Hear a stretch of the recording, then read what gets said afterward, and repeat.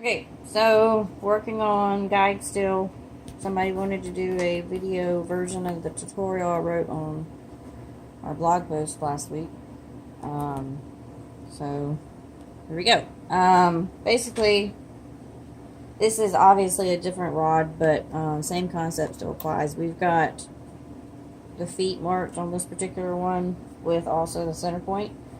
I went ahead and put a mark where my black is starting and stopping on this. Basically all you do, this one has two color inlays for the ends, an orange and a blue. And it has a black as the main guide wrap. You take those down in a straight line on the bottom side. And then that little line that I had up here is where the black is starting. I'm trying to stay out of the camera's way, so a little backwards for me. Whoop. And you just tape it down like you normally would,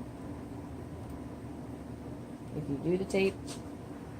And then when you get to the bottom, before you actually make a full complete turn, you have to put in your pull-through loops, one for each color. So I have to put in two, one for the orange and one for the blue. Okay. And then this is where we start the main.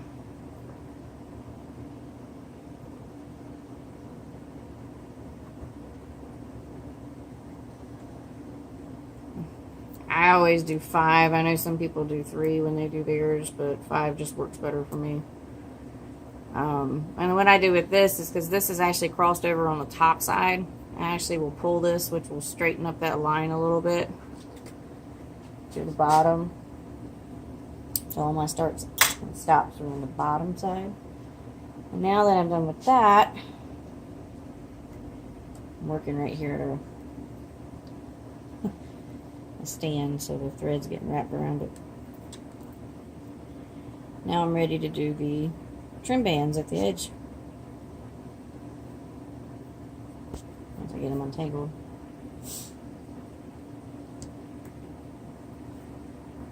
Okay. So orange is the first one I pick up because blue's on the outside. You have to work from the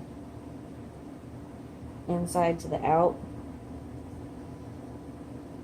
And you want to make sure that this isn't crossed over the blue. I can show you on the video.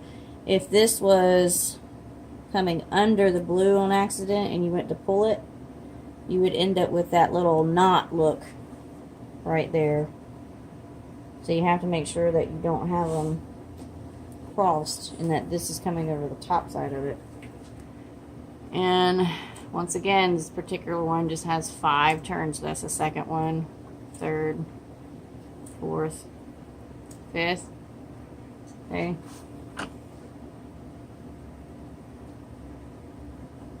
Normally when I'm not working at a stand, I don't have all this chaos ensuing.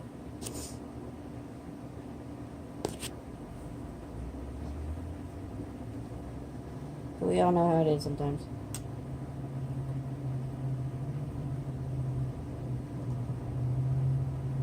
Okay. Now, what I'm going to do is going to put the blue out of the way. Okay. I'm cutting the excess of that orange, and I'm going through the first one here that's closest to the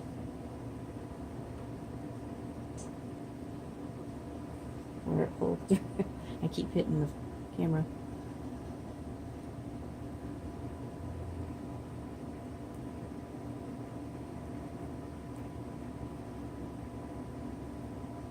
Pull it through.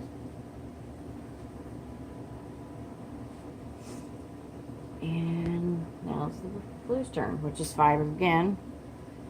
1, 2, 3, 4, 5. Hit the excess.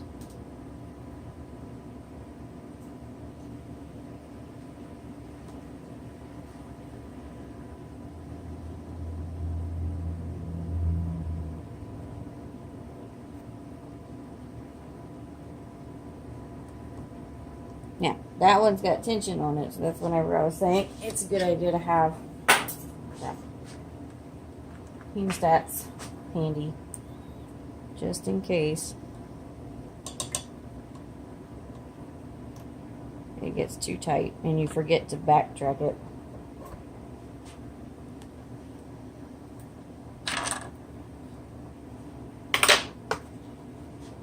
Alright, and then at this point, all I gotta do, I'll take this down for a second, is pack that, get it in a straight line. I don't really care what this one's doing right now, obviously.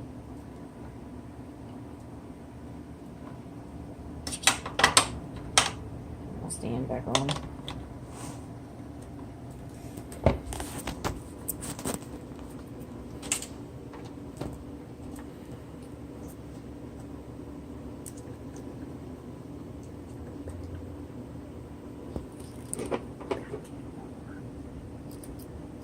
Cut your tags. My scissors aren't very sharp.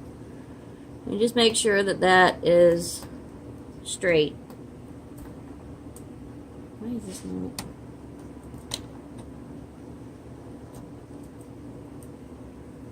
Keep going. Now this is where a lot of people would probably turn on the speed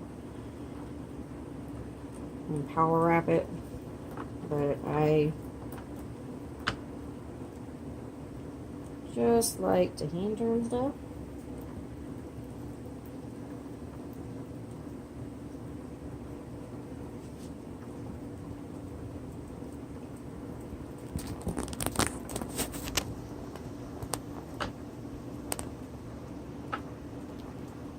Okay, and as we're nearing our center mark, which is where the inlay is going in, we're going to go to this wrap that's before this one.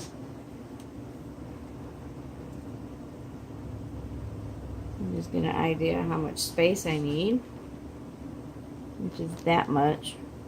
So I need to inlay my, I actually need to back this off a little bit and inlay the colors. So the center of this one is blue, orange, and white.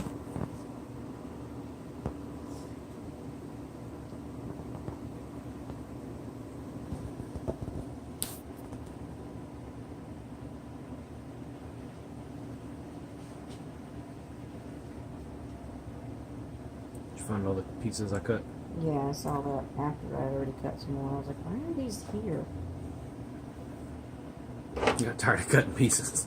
You just kept cutting. There we go. Okay. Alright, what I like to do is always tape down the tags just to keep them out of the way. And for security purposes, it also helps if you kind of cut it just a wee bit short, having this wrapped in there. You won't pull them out.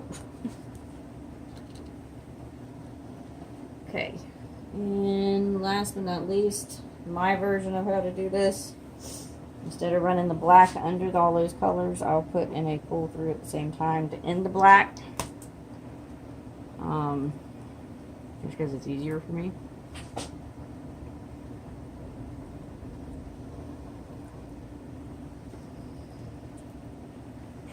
Check my spacing again.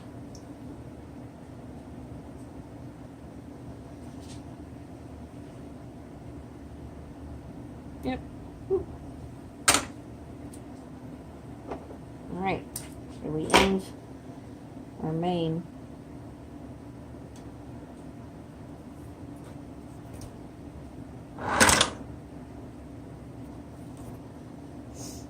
This also keeps a black thread from running under those Madeira inlays I have going on there. It's a white blank, so I don't have to worry about CP. Just make sure that's straight, so everything starts straight.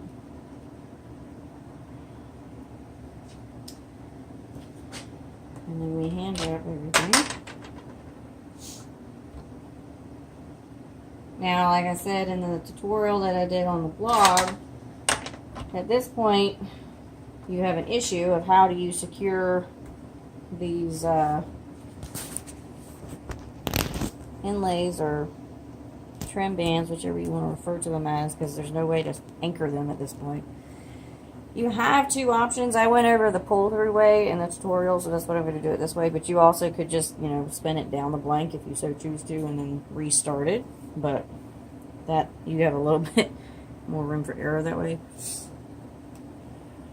you're just going to put a pull-through in as you start your blue, because that is the first color. And once again, we're back to 5 again. 4, 5. Now, this is where it was really hard to pick up in the pictures. The key with this, orange is next. Okay. To pick up your orange, cross over the top of the blue, pull the blue up, and pull down on the orange. Now you can let go of the blue because the orange is holding tension on it. At this point, just pack. You want to make sure those lines stay as straight as possible. That's 2, 3, 4, 5. Okay. Now the white is the center. Same thing again. Get the blue out of the way. Pick your white up.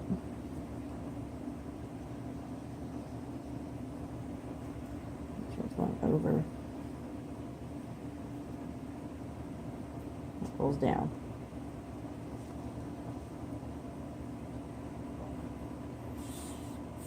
Probably should have removed that black mark.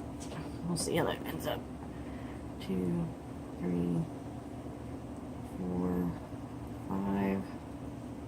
Going back to the orange again.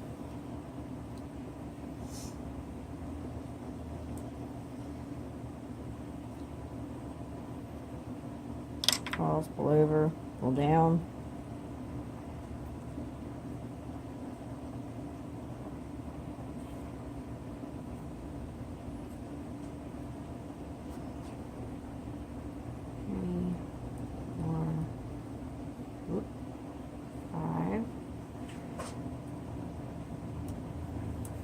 And blue's last.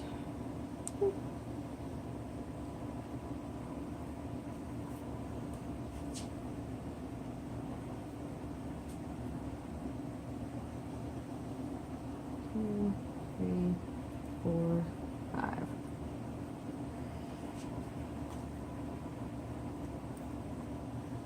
Now we got our pull through.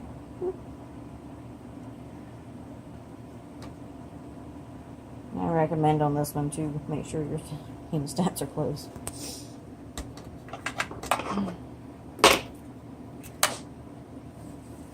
Cut the excess.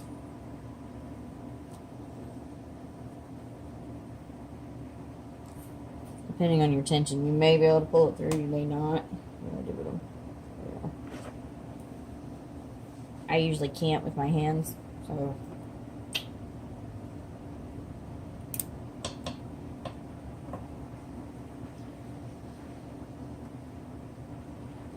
Tight and yank it through. Now what that does is that creates an automatic tag right there at your blue, but when you go to cut it out, get the fuzzy off of that. As long as you pull that thing sideways, I'll show you how to do it, and open up space when you do it, which creates tension, that tag will disappear under the blue. And even if you have a little bit of a tit that happens to pop up there, it's not going to be as noticeable on the blue section as it would on the black. And then you just restart your main again and repeat the process going down the other side. Sorry if my hand's getting in the way.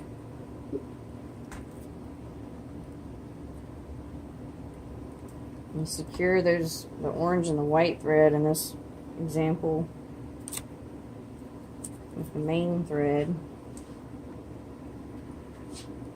even though they technically are secure already. Once again, 5 again for me. Sorry, you're kind of where I need to be. Pull that down to get that angle to disappear. And then all three of these get cut out. Get off of there.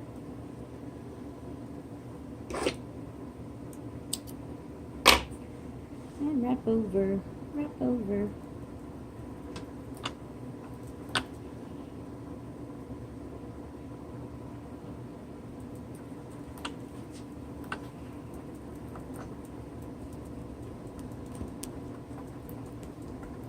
You remember on this one, I marked where the guide foot was. This is actually where the black's ending.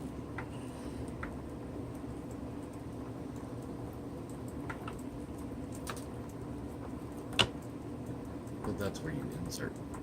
So what I do is I go about halfway in between those two to put in the colors, which is orange and blue at the edges. And it doesn't matter in this particular technique, you know, which one gets laid in first, because you pull it where you need it to go. You don't have to worry about the orange being on top or the blue being on top. Now, my black's also ending there as well, along with the orange and the green. I mean, the orange and the blue. So, what we have to do, instead of putting 2 in like we did last time, we actually put in 3, because we have 3 colors ending, the main and the 2 trims. So we put in 3 pull-through loops.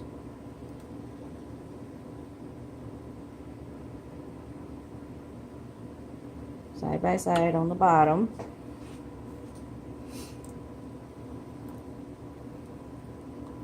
Okay. Now, what I do is technically that's lined up there, so you could cut it, but because I know how tight I tend to pull it, I usually go 2 turns past that. Because when I go to pull it through and pack it, it'll go either to the line or right below it.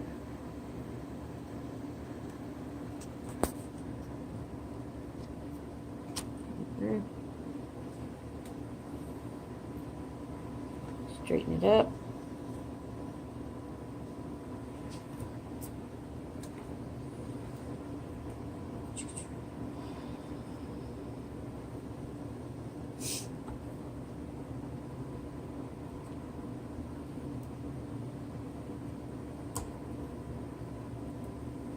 Okay, orange is first, blue's on the outside again, so you just make sure the blue is not crossed over the orange. 2, 3, 4, 5. Got the excess off. Goes in the first pull through. And you want to do that in the order that you have the pull throughs, because if you go to the bottom one and then go up, your last trim band that you made there is actually going to look smaller than the ones before it, because when you go to pull through, or at least in my experience, when you pull it through, it actually pulls a little bit to the shorter. It pulls up at an angle no matter how straight I pull it. Doesn't matter. So you just want to make sure they look the same. 3, 4, 5. And you get that effect if you go in order.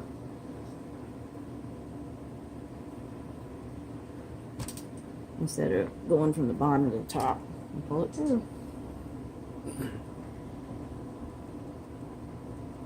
Straighten it up.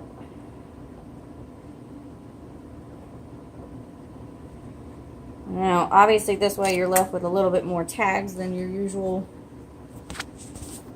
way to do it, but you got to remember the majority of this, when you go to put your guide on, is wrapped over top of. So even if you get a few little fluffs here in this particular area, they're covered up. But if you just pull them one by one,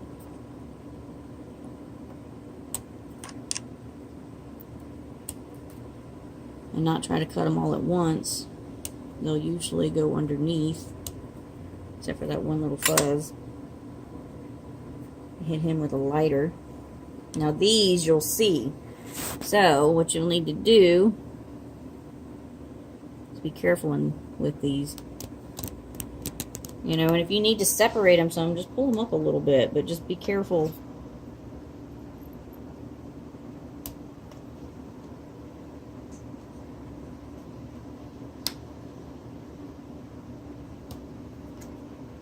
You've had 2 success. Maybe do a 3 for 3. Because the black one won't matter that much. Yay! An example of it working right. Fantastic. Ta-da! And then when you go to put the guide on it, it'll actually look like this one over here.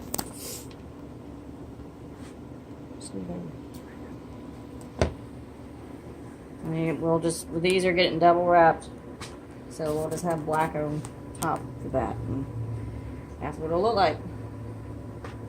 Any questions? Just ask. If you need the written version of it, there's a tutorial on palmettorod.com. The blog is called As the Rod Turns.